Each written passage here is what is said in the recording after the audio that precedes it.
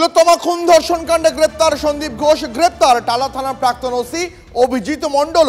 দুজনের বিরুদ্ধেই প্রমাণ লোপাট, বড় অপরাধকে লঘু করে দেখানোর মতন গুরুতর অভিযোগ আনছে সিবিআই। দিনে দুবার ব্যবহার করো স্টপেজ ক্রিম আর নিজেকে রাখো এভারগ্রিন। কেয়াশেক আরোমা থেরাপি স্টপেজ ক্রিম, আর খুঁজে পাও নতুন আমিকে। এই নিয়ে কি এক্স হ্যান্ডেলে লিখলেন শুভেন্দু অধিকারী, দেখাবো আপনাদের। কি বলেছেন সুকান্ত মজুমদার শোনাবো, পাশাপাশি শোনাবো সিপিএম নেতা সুজন চক্রবর্তীর বক্তব্য।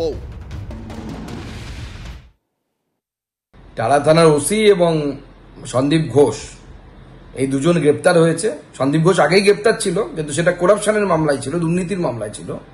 এই প্রথম গ্রেপ্তার হলো ধর্ষণ এবং খুনের মামলায় তথ্য লোপাটের জন্য। তো আমরা আশা করব যে সিবিআই থেকে সঠিক জায়গায় পৌঁছবে।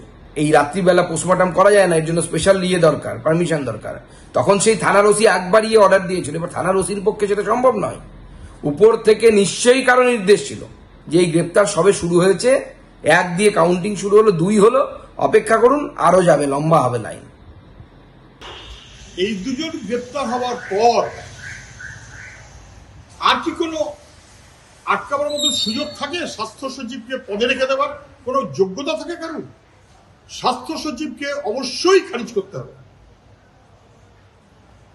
টালা থানার ওসি গ্রেপ্তার হয়েছে, পুলিশ কমিশনারকে অবিলম্বে খারিজ করতে হবে।